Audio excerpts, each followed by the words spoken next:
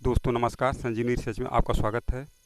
दोस्तों, इस चैनल के माध्यम से हम समय समय पर आपके सामने आपके आसपास फैले हुए बेशकीमती आयुर्वेदिक औषधियों के बारे में परिचय कराने का प्रयास करते हैं। दोस्तों, आज हम जिस औषधि के बारे में आपको इस चैनल के माध्यम से, वीडियो के माध्यम से बताने का प्रयास करने जा रहे हैं, आपने देखा होगा कि आपके आसपास रोड के किनारे यह औषधि बहुतायत में पाया जाता है। कभी रेलवे के प्लेटफार्म के आसपास देखेंगे या रेलवे के ट्रैक पर हमने देखा है कि ये औषधि एक जंगल की तरह उगा हुआ रहता है। हाईवे के किनारे भी आप देखते होंगे, लेकिन पहचान न होने के कारण आप इसके औषधि महत्व को नहीं समझ पाते हैं। दोस्तों, आज जिस औषधि के बारे में हम परिचय कराने जा रहे हैं, हालांकि हमने अपने आसपास देखा नहीं मिला, तो आसपास के जंगल में हमने ढूंढा तो यह औषधि प्रचुर मात्रा में ऐसे ही क्रीपिंग तरीके से ज़मीन पर छूप के माध्यम से, जैसे छूप के तरीके से वो फैला रहता है। हम दिखाने का प्रयास कर रहे हैं। दोस्तों देखिए, यहाँ पर ये है, यह टेरिबुलस टेरिस्टिस जिसका बॉटेनिकल नाम होता है। यह औषधि गोक्षरू या स्वान दंता या त्रिकंटक के नाम से जाना जाता है। गोक्षुर इसका नाम पड़ने का जो मूल कारण है दोस्तों, उसका ये है कि कभी भी मैदानी क्षेत्र में या चारागाह में जो पशु चारण करते हैं, उनके पैरों में यह गोक्षरू के जो फल होते हैं, जो बीज होते हैं, उनके पैरों में छत कर जाते हैं, अर्थात उन्हें चाकू की तरह उनको चीर देते हैं। स्वान दंता नाम होने का जो कारण है इसका, इसके जो बीज होते हैं, आप देखेंगे, हम दिखाने का प्रयास कर रहे हैं, देखेंगे तो इसमें कुत्ते के कैनाइन दांतों के समान इसके जो कंटक होते हैं, इसके नाते इसका स्वानदंता भी नाम से जाना जाता है इसे। साथ ही साथ त्रिकंटक नाम जो पड़ा है, इसमें 3 कांटे हैं, इसलिए इसे त्रिकंटक के नाम से भी जाना जाता है। दोस्तों, आयुर्वेद में और चिकित्सा क्षेत्र में इसका जो औषधि महत्व है इस पौधे का, वो ये है कि अगर किसी को किडनी में अगर पथरियाँ बन रही हो और वो पथरियाँ नष्ट न हो रहा हो, या बार बार वो रिपीट हो रहा हो, या उनके पेशाब में अत्यंत जलन हो रहा हो, या पेशाब खुल के न हो रहा हो, या शरीर में सूजन हो, इन सारे कंडीशन में यह एक अकेली औषधि पर्याप्त होती है।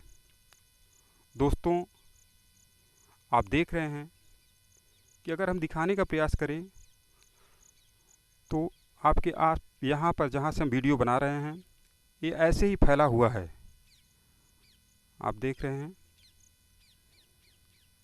अब इसके लेने का जो तरीका है दोस्तों, कि इसे कैसे हम यूज करें, तो इसके लेने का तरीका होता है कि आप इसके संपूर्ण पौधे को उखाड़ लें, और उखाड़ने के बाद इसे अच्छी तरह से जल के साथ धो लें, और इसे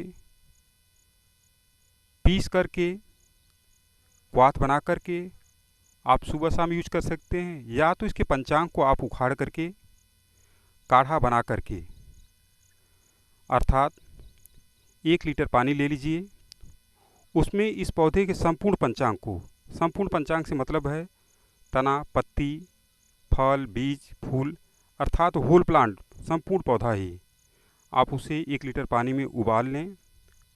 उबालने के बाद जब 1 पाव अर्थात 250 ग्राम पानी बच जाए तो उसे आप सेवन करें। यह प्रक्रिया सुबह शाम आपको सेवन करना है। देखेंगे कि इसके सेवन से ही आपको 1 से 2 महीने तक जाते जाते अगर पथरी है तो वह लिक्विड फॉर्म में होकर के पेशाब के जरिए स्वतः ही बाहर हो जाता है। साथ ही साथ अगर शरीर में सूजन है तो मूत्रल होने के कारण यह औषधि शरीर के सूजन को भी दूर कर देता है। साथ ही साथ अगर प्रोस्टेट की समस्या है, पेशाब खुल के नहीं हो रहा है, तो उस कंडीशन में भी गोक्षरू अकेले ही पर्याप्त होता है पेशाब को खुल के लाने के लिए। पेशाब में अगर तीव्र गति से जलन हो रहा है तो जलन के कंडीशन में भी गोक्षरू पर्याप्त होता है। साथ ही साथ दोस्तों हम बता दें कि गोक्षरू का जो उपयोग होता है अर्श पर, अर्थात बवासीर है किसी को और अत्यंत दर्द के साथ हो रहा है, समस्या है बवासीर का, तो इसके सेवन के साथ ही जैसे हमने अन्य समस्याओं को बताया है वह बवासीर की समस्या को भी दूर कर देता है। दोस्तों अगर आप नए व्यूअर हैं तो चैनल को सब्सक्राइब कर लें और बेल आइकन के बटन को प्रेस कर लें, जिससे हमारा नया वीडियो जैसे ही अपलोड हो वह आपको मिल जाए। दोस्तों चैनल को सब्सक्राइब करने में आपको कुछ लगता नहीं, इसको करने से हमें एक नया मोटिवेशन मिलता है। तो दोस्तों अगर आपका आयुर्वेद में या इस प्रकार की औषधियों में रुचि है तो आप इसे अवश्य सब्सक्राइब करें, क्योंकि हम समय समय पर आपके आसपास ही फैले हुए ग्रामीण औषधियों को ऑथेंटिक तरीके से द्रव्यगुण के अध्ययन के बाद ही इस पर लाने का प्रयास करते हैं। क्योंकि यूट्यूब पर हमने देखा है कि ढेर सारे वीडियो तो पड़े रहते हैं लेकिन उनकी सही जानकारी नहीं होती है। अर्थात कभी कभी द्रव्यगुण की औषधियों को लोग लाते हैं लेकिन उनकी सत्यता नहीं होती कि क्या यही औषधि है। और इस प्रकार के वीडियो को बनाने और ख़ास करके औषधियों का बड़ा दुष्कर कार्य होता है, क्योंकि ये ज़रूरी नहीं है कि हम कोई भी औषधि आपके आसपास पाई जाए। हमने तो देखा है कि जब हम कभी भ्रमण करते हैं तो हमारी निगाहें आसपास औषधियों को ढूंढती रहती है। जब किसी औषधि को हम देखते हैं तो हमारा प्रयास रहता है कि इस पर वीडियो हमको बनाना है।